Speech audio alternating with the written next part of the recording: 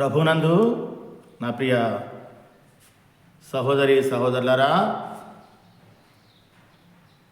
ప్రభు యేసుక్రీస్తు వారి పరిశుద్ధమైన నామములో మీ అందరికీ హృదయపూర్వక శుభాభివందనాలు తెలియజేస్తూ ఉన్నాను. మరొకసారి మీ ఎదుటికి దేవుని ఉపదేశం తీసుకురావడానికి పరమ తండ్రి అయినటువంటి దేవుడు నాకు అనుగ్రహించిన కృపను బట్టి నేను దేవుని స్తుతిస్తూ ఉన్నాను. మీరందరూ కృపాక్షేమములతో దేవునికి సమీపముగా వర్ధిల్లాలి అని నేను హృదయపూర్వకంగా కోరుకుంటున్నాను. ఈ సమయంలో మరికొద్ది నిమిషాలు దేవుని వాక్యం నుండి కొన్ని సంగతులను మనము ధ్యానం చేసే ప్రయత్నం చేస్తాం. గడిచినటువంటి సందేశంలో హెబ్రీలకు రాసిన పత్రిక 2వ అధ్యాయము 3-4 వచనాల్లో వ్రాయబడినటువంటి విషయాల నుండి ఒక చిన్న అంశాన్ని కొద్దిపాటి వివరణతో మీ ముందుకు తీసుకురావడం జరిగింది. మీ అందరికీ గుర్తు ఉండే ఉంటుంది అని నేను అనుకుంటూ ఉన్నాను. ఆ అంశం ఏంటంటే ఇంత గొప్ప రక్షణ. దానిలో మనం ఏం నేర్చుకున్నాం? రక్షణ అంటే పాప క్షమాపణ అని, రక్షణ అంటే పాపం నుంచి విడుదల అని మనం నేర్చుకుని ఉన్నాం. రక్షణ అనేది దేవుడు ఇచ్చేది అని, దేవుడి నుండి కలిగేదని, ఈ రక్షణ ప్రతి మనిషికి అవసరము, ఏ భేదం లేదు, అందరికీ ఈ రక్షణ అవసరమని దేవుని వాక్యం తెలియజేయగా మనం విన్నాం. బైబిల్ చదివిస్తూ ఉంది, ఏ భేదము లేదు, అందరూ పాపము చేసి దేవుడు అనుగ్రహించు మహిమను పొందలేకపోవచ్చున్నారని పరిశుద్ధ గ్రంథమైన బైబిల్లో రోమీలకు రాసిన పత్రిక 3వ అధ్యాయము 23వ వచనములో స్పష్టంగా మనకు తెలియజేస్తూ ఉంది. సో రక్షణ ఎందుకు అవసరం అంటే, మన పాపముల చేత మనము దేవునికి దూరం అయిపోయాము, దేవుని ఇంటికి దూరం అయిపోయాము, దేవుని సహవాసానికి దూరం అయిపోయాము, దేవుని యొక్క స్నేహానికి దూరం అయిపోయాము, దేవుని ప్రేమకు దూరం అయిపోయాము. దేవుని ద్వారా మనకి రావాల్సిన ప్రతి ఆశీర్వాదమునకు మనం దూరం అయిపోయాం.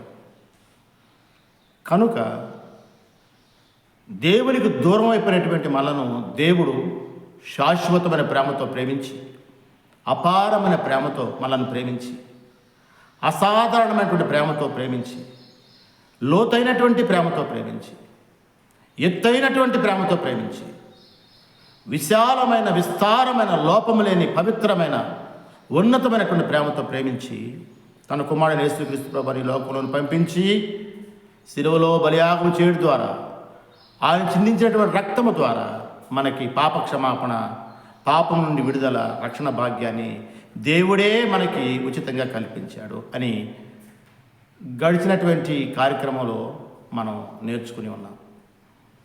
ఈ రక్షణ మనకి ఎలా వస్తుందో కూడా 4 పాయింట్లు మనం నేర్చుకున్నాం. ఒకటి, ప్రభు అయిన యేసునందు లేక ప్రభు అయిన యేసు మాటలు వినడం ద్వారా.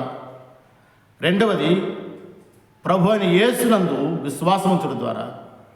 మూడవది, ప్రభు అయిన యేసు పాదముల దగ్గర మన పాపములను ఒప్పుకొనుట ద్వారా. నాలుగవది, ప్రభు అయిన యేసుక్రీస్తు వారి నామమున నీటి బాప్తిసం పొందడం ద్వారా దేవుని దగ్గర నుంచి ఉచితంగా మనము ఈ రక్షణను మనము సొంతం చేసుకోగలుగుతాము. ఈ రక్షణ మనకి కలుగుడు ద్వారా మనము దేవుని ఇంటి సభ్యులముగా, దేవుని ప్రజలముగా, దేవుని సంతానముగా మనము గుర్తించబడతాము. ఎంతకాలమైతే దేవునికి మనము దూరంగా ఉంటామో, రక్షణ పొందకుండా ఉంటామో బైబిల్ సెలవిస్తూ ఉంది. మనము పాపులము, పాపము చేయు ప్రతివాడు పాపమునకు దాసుడు అని బైబిల్ సెలవిస్తాం.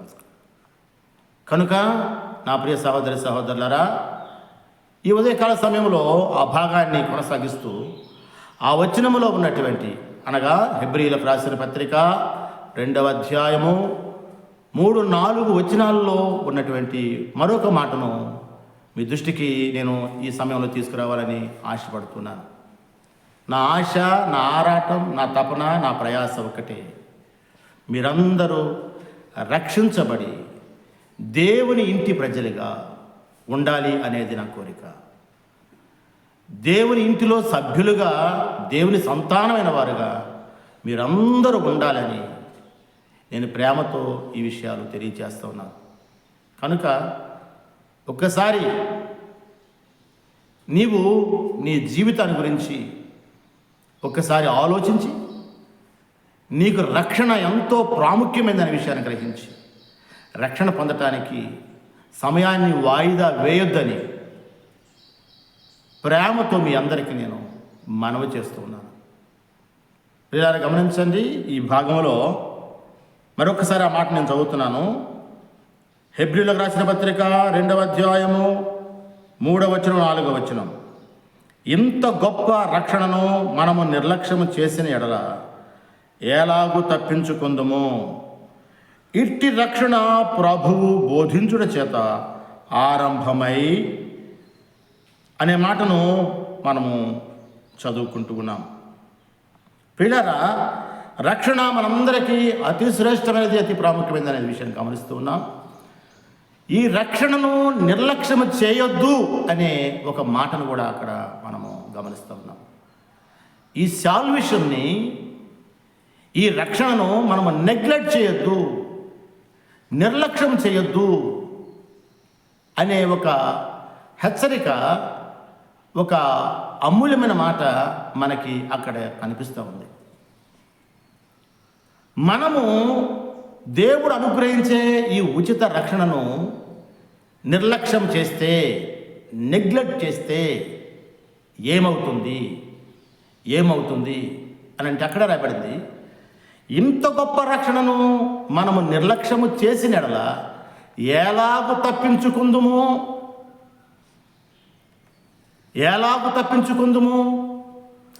రక్షణను నిర్లక్ష్యము చేసినట్లయితే మనకేదో ప్రమాదకరమైనటువంటి ఒక సంగతి ఉన్నట్లుగా ఇక్కడ మనకి స్పష్టమవుతూ ఉంది.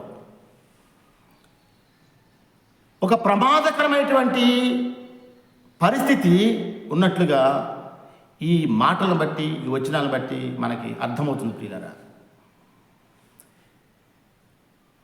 ఎలాగూ తప్పించుకుందుము? నిర్లక్ష్యం చేస్తే, రక్షణను నిర్లక్ష్యం చేస్తే తప్పించుకొని ఒక ప్రమాదం ఉంది, తప్పించుకొని ఒక ప్రమాదం ఉంది అనే విషయాన్ని మనం చూస్తూ ఉన్నాం. ఏంటి ఆ ప్రమాదం? దేవుడిచ్చే రక్షణను నిర్లక్ష్యం చేస్తే దేనిని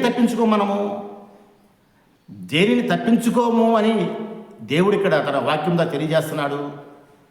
బైబిల్ మనం పరిశీలిస్తే, లేఖనాలను మనం పరిశీలిస్తే, బైబిల్లో ఒక ప్రమాదకరమైనటువంటి సబ్జెక్ట్, అంశం ఏంటంటే పాతాళం, అలాగే నరకం.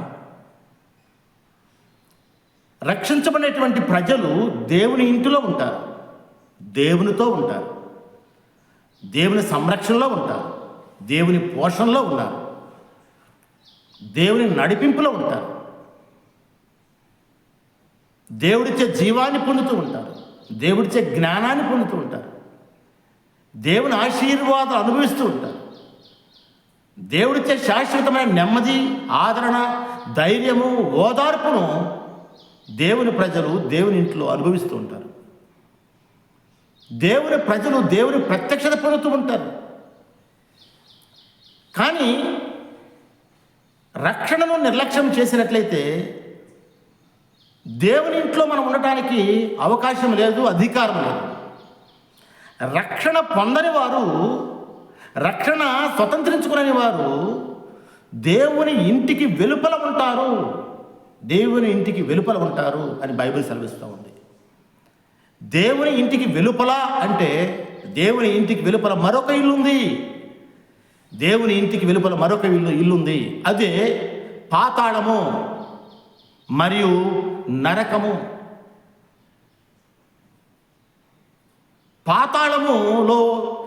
పాతాళాన్ని గురించి మనం ఆలోచన చేస్తే, పాతాళములో అక్కడ అగ్ని ఉంటుంది అని బైబిల్ సెలవిస్తూ ఉంది. పాతాళం అనేది ఒక యాతనకరమైనటువంటి స్థలము, ఇల్లు అని బైబిల్ సెలవిస్తూ ఉంది.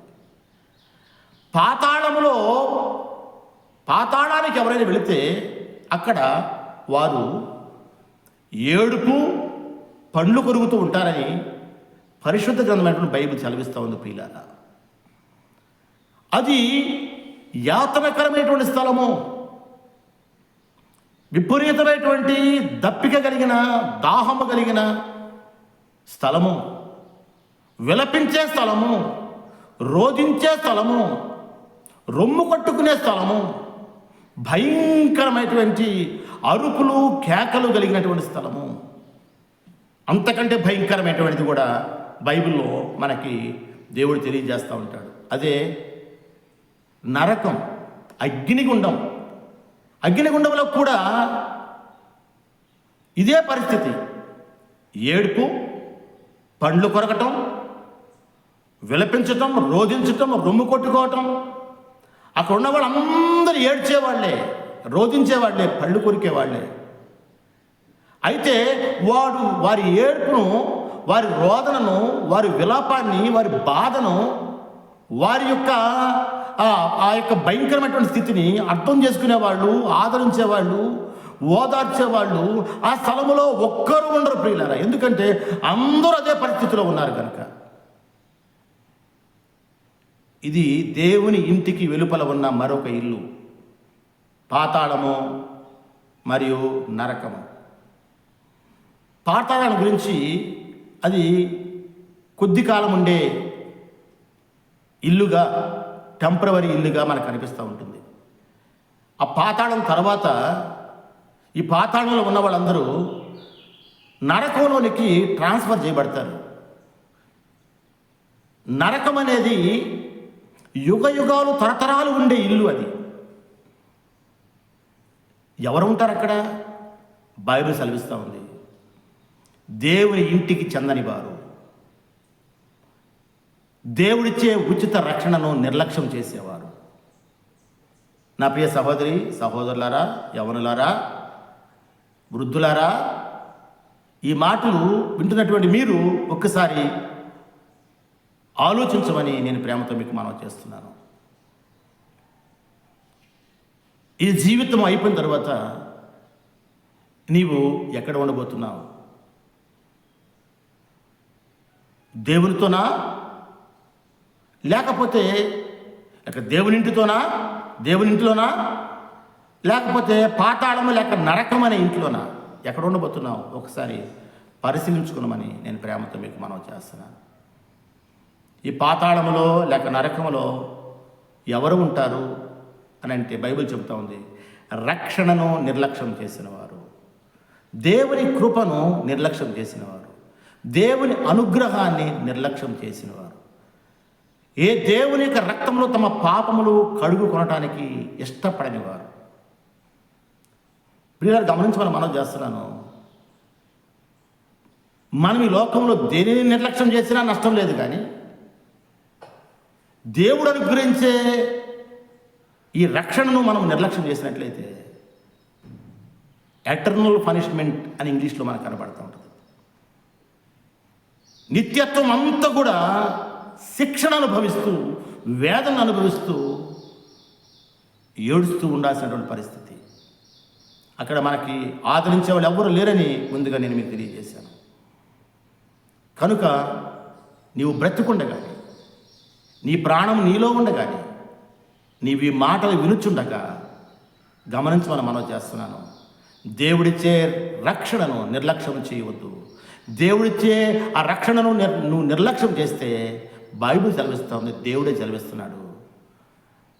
నువ్వు నిర్లక్ష్యం చేసినటువంటి కారణం చేత, దేవుడు నిర్లక్ష్యం చేయొద్దని చెప్పినప్పటికీ, దేవుడు ప్రేమతో ఉచితంగా రక్షణ ఇవ్వటానికి ముందుకొచ్చి సిద్ధంగా ఉన్నప్పటికీ, దేవుని మాటను నిర్లక్ష్యపెట్టి, దేవుని ప్రేమను నిర్లక్ష్యపెట్టి, దేవుని కృపను నిర్లక్ష్యం పెట్టినటువంటి కారణం చేత, నీ స్వయంకృత అపరాధం వల్ల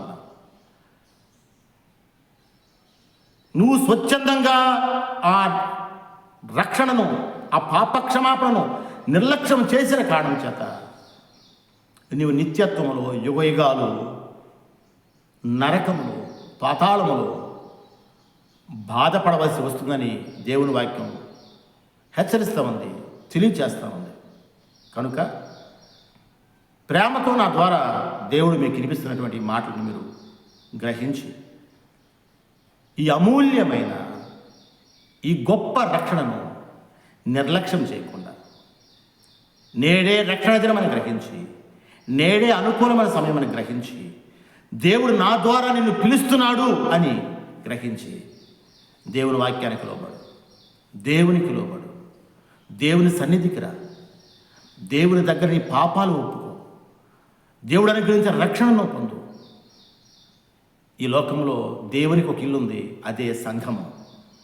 సంఘము అనే దేవుని ఇంట్లో నీవు ఒక సభ్యుడిగా ఉంటావు. సంఘం అనే ఇంట్లో దేవుని చేత నువ్వు పోషించబడుతూ ఉంటావు. సంఘం అనే దేవుని ఇంటిలో దేవుడు అనుగ్రహించే ప్రతి ఆశీర్వాదాన్ని నువ్వు స్వతంత్రించుకుంటావు. కనుక నా ప్రియ సహోదరి సహోదరులారా, నేడే రక్షణ దినం, నేడే అనుకూలమైన సమయం అని గ్రహించి మీరందరూ కూడా పాతాళం నుంచి తప్పించబడాలని, నరకము నుంచి తప్పించబడాలని దేవుడు ఇచ్చిన ఆ అమూల్యమైనటువంటి ఆ రక్షణ అవకాశాన్ని సద్వినియోగం చేసుకోవాలని నేను కోరుతూ మీ అందరి కోసం నేను ప్రార్థన చేస్తున్నాను.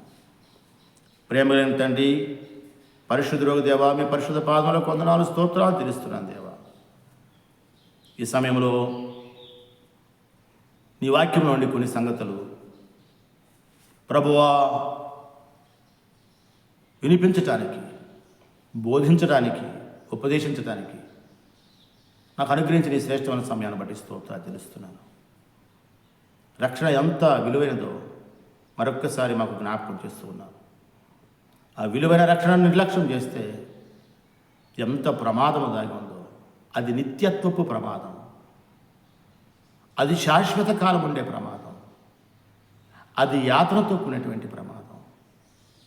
ఆ ప్రమాదాన్ని నుండి మమ్మల్ని ఎవరు తప్పించలేరు అని, రక్షణను నిర్లక్ష్యం చేస్తే ఆ ప్రమాదాన్ని, ఆ నాశనాన్ని, ఆ నష్టం నుండి, ఆ నరకం నుండి, ఆ పాతాళం నుండి మమ్మల్ని ఎవరు తప్పించరని నీ లేఖనం ద్వారా మాకు తెలియజేస్తూ ఉన్నాం. మేము ఎవ్వరము నశించి నరకం పోవటం నీకు ఇష్టము లేక అందరూ అంతటా మారు మనసు పొందాలని దీర్ఘశాంతముతో ప్రతి వారి వైపు నీ చేతులు చాపి ఆహ్వానిస్తూ ఉన్నావు. నీ ఆహ్వానాన్ని ఎవరు నిర్లక్ష్యం చేయకుండా, నీ ప్రేమను ఎవరు నిర్లక్ష్యం చేయకుండా ప్రతి వారు ఇచ్చే ఉచిత రక్షణను స్వీకరించి నీ ఇంటిలో సభ్యులుగా ఉండి నీ ఆనందంలో పాల్పొందుకుంది, నీవిచ్చే నిత్యత్వములో అందరూ కూడా నీతో ఉన్నట్లుగా నీ ప్రజలను సిద్ధపరచమని, వారిలో ప్రతి వారిలో లోతైనటువంటి తీర్మానాన్ని మీరు దయచేయమని, వ్యాధిగ్రస్తులను మీరు ముట్టమని, బలహీనలను మీరు ముట్టమని, దెయ్యపు శక్తులతో పీడింపడుతున్నటువంటి వారికి విడుదల దయచేయమని, క్షుద్ర శాతవ శక్తులతో పీడింపడుతున్నటువంటి వారికి విడుదల దయచేయమని, దేవా ఈ జీవన సంబంధమైనటువంటి సమస్యలతో బాధపడుతున్నటువంటి వారికి నీవే ఒక పరిష్కార మార్గాన్ని కలిగించమని, వారి జీవితాలకి నీవే నాయకుడివై, రాజువై, తండ్రివై, వైద్యుడివై వారిని మేము నడిపిస్తున్నామని, ఈ మెస్సియా ప్రేయర్ చర్చ్ నకరికల ద్వారా వినిపించబడుతున్నటువంటి ఉపదేశాలు అనేక మందికి క్షేమాభివృద్ధి కలిగించే విధంగా మీరు ప్రతిష్ఠించమని, అభిషేకించమని, దీవించమని మహిమా ఘనత ప్రభావం మీకు ఆరోపిస్తూ యేసు క్రీస్తు వారి పరిశుద్ధమైన నామములో స్తుతించి ప్రార్థిస్తున్నాను పరమ తండ్రి. ఆమేన్.